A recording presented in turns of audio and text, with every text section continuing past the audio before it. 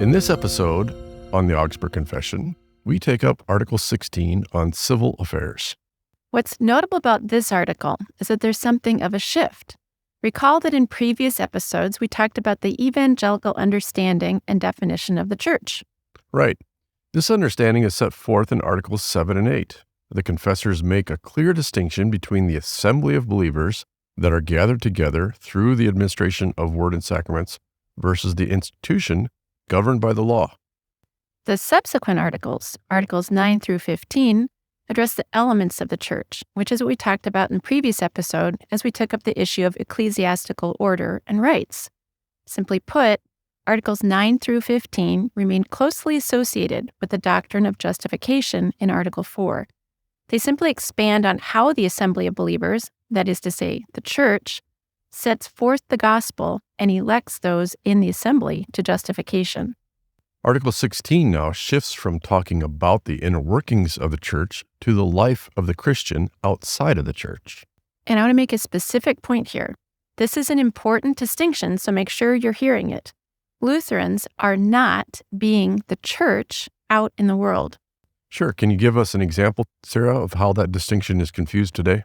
I sure can. Far too often, leaders in congregations or denominations will address a group of people as "Dear Church." And following that opening line, they give some sort of advice, admonition, or call to action. Essentially, it's a word of law. Unless you're administering Word and Sacrament, there is no church. And the reason I point this mistake out is because Lutherans simply understand that what we receive in the church frees us to go into our day-to-day lives, immersing ourselves in the day-to-day activities and vocations God calls us into. Right. Keep going. What do some of these vocations look like? Well, it's most anything that is of service to your neighbor. You can hold civil office, that is, you can participate in the government. You can be a judge, or you can engage in just wars and be a soldier. You can participate in the economy by entering into legal contracts or possessing property. And then, the highest of all vocations, you can be married. Right. Essentially, the Christian, after leaving the assembly, the church, fully enters back into the world. It's not unlike the disciples who, after hearing the news of Christ's resurrection, went back to their vocation of fishing in the sea. They weren't out trying to make the world a better place. They were working in their vocations for their neighbor's sake. Yes. So what this article is addressing is a critical distinction for Christians to understand. Lutherans maintain the distinction between the assembly of believers and the civil realm. And this is a manifestation of what Lutherans understand to be two kingdoms or two realms. Exactly. And when we talk about it, sometimes you'll hear it described as the heavenly kingdom or Christ's kingdom and the civil or earthly realm. Sometimes it's spoken of as the kingdom on the right, which is heavenly, and the kingdom on the left, which is earthly. Again, I want to have people notice something that often gets confused. Given this nomenclature, it'd be an easy mistake to make to think that God's interest or role is less in the kingdom on the left, as opposed to the kingdom on the right. But, as the confessors set forth in this article, that understanding is not at all correct. Right. That's precisely what's at the heart of this article. As we start to unpack the language in this article, we'll see that this error is what the Lutherans understood was happening with both the enthusiasts and the papal party. For the most part, the enthusiasts were trying to extract people from the earthly realm, claiming God's kingdom was either to be brought into the old creation or claiming that one needed to escape it through an ecstatic experience of the Spirit. Yes, as we've noted already, the papal party wasn't that different. They believed that the Roman Church was heaven here on earth, and that the clergy, with their ordination and vows of poverty and chastity, were at a higher spiritual realm than others. So, an astute reading of this article will see the irony embedded in it. While the confessors were overtly condemning the Anabaptists for trying to escape their earthly existence, Melanchthon's writing also implicates the papists for doing the same thing, but without naming the papists overtly. With that in mind, let's first turn to that overt condemnation. Keeping things in context, the opening lines of this article illustrate how Melanchthon was intent on demonstrating the difference between the Lutherans and the enthusiasts. The text itself sets forth the issues involving the Anabaptists. Tell us a little bit about what's going on with the Anabaptists. Well, the Anabaptists believe themselves to belong only to Christ's kingdom, citing Jesus' claim in John 18 that his kingdom is not of this world. Therefore, they refuse to participate in civil government affairs, and especially the taking up of arms. They use that rationale to justify why they would not serve as soldiers or swear oaths to government officials. Additionally, they would not bind themselves in earthly contracts. And believe it or not, that idea is alive and well still today. Absolutely. In current times, this belief system is still promoted and practiced to a certain extent in the American context by groups like the Jehovah's Witnesses, the Amish, and the Hutterites, to name a few. By contrast, this article puts Lutherans in opposition to such ideas. The confessors make clear that the participation in civil affairs is not only permitted, but they actually label it as a good work. So again, let me throw out a word of caution. When one says good work, as Lutherans, we have to be aware of the function of the language. To call participation in civil affairs a good work is done only because good government has been ordained by God. Hold on a second, because I think we could confuse someone with the word ordained. What do you mean by ordained by God? You're right. What the confessors mean is that God commissions it, and thus it is good in God's sight because God ordains it, commissions it, for the sake of good order. Now let me add another word of caution here, because people will start using this idea to promote their own agenda or righteousness. One can't look at their work or vocation and justify their actions in the law as good. So, to be in government or to be a soldier doesn't mean that everything you do is sanctioned by God.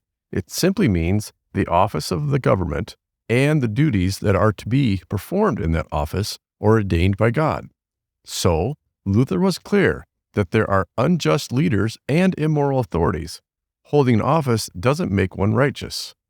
One of the things I like about studying history, especially this stuff, is to see how the issues and concerns of people today were not much different than 500 years ago. And you can see this pertaining to another notable point that's easily skipped over in this article. I find it interesting they had the wisdom to provide guidance on engaging in the regular economy. Right. Say more. Well, you can see it in the use of the phrase legal contracts. The confessors made a specific point to include this so as to show that they had no role or interest in abandoning general society. Exactly. And to further the point, you can see how consistent it was with what Luther was teaching at the time. We just have to go back to Luther's discussion on the Lord's Prayer. Luther understood that economic activity, commerce, is the means by which God administers daily bread. But we also recall that Luther addresses the limitations God places on this commerce and activity in the seventh commandment. So, evangelicals do not claim righteousness in a specific form of economy or commerce, but abstaining from the markets is also not righteousness. Right. Lutherans simply want to have people be treated fairly. They don't want people left out. In fact, their treatment in this article shows how fair they want things. They make sure all sides get criticized equally. Fair enough. No pun intended. We're kind of cracking ourselves up. All joking aside, however, as we mentioned earlier, the language in this article overtly criticizes the Anabaptists. But in terms of speaking of vocations ordained by God, the article also functionally condemns the Roman Catholic monastic teaching and its rules imposed on the clerical ranks. This is evident in the vows of poverty taken by clergy and nuns. Right, but it's even more evident in the language at the end of the first section addressing marriage. Again, the rationale for the confessor's position is the same as for their understanding of participating in civil government. Government is ordained by God. So is marriage. God commissions Adam and Eve to be married and be fruitful and multiply. When God commissions this activity, it is good. So, to take a vow of chastity is an attempt to extract oneself from God's means of producing good work in creation.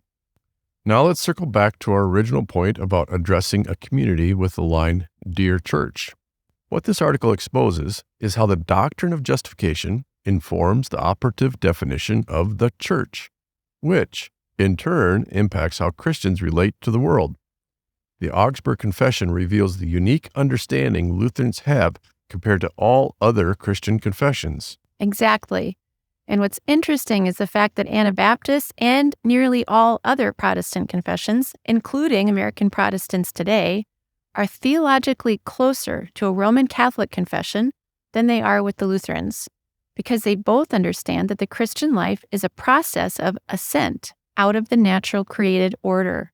Ever heard of a labyrinth or invited to go on a spiritual retreat? Exactly. If you pay close attention, you'll see that nearly all Christians outside of the Lutheran confession believe that the Christian is on some sort of pathway, journey, or process to perfection. Therefore, the role the Christian plays in this world is to make this perfection manifest in their lives in one of two ways, either by extracting themselves from earthly and fleshy activities, or by attempting to make a difference in the world through what they understand to be bringing God's kingdom and justice to bear on the world and society. This is why you'll find so-called social justice warriors amongst Roman Catholics and Protestants of all stripes. I guess we're following in the Lutheran tradition by criticizing people equally. But let's move on. Let's use the remainder of this episode to explain what Lutherans understand about the role Christians have in the world and how they view their creaturely existence. Sure. Earlier in this episode, we established that Lutherans hold to a firm distinction between Christ's kingdom, or the heavenly realm, and the earthly kingdom, or the civil realm. Melanchthon, in the Apology, puts his finger on why the Lutheran understanding is distinct. For the Christian, the reign of Christ, that is to say, where he rules, is in the heart and conscience, and not through the laws of the old creation.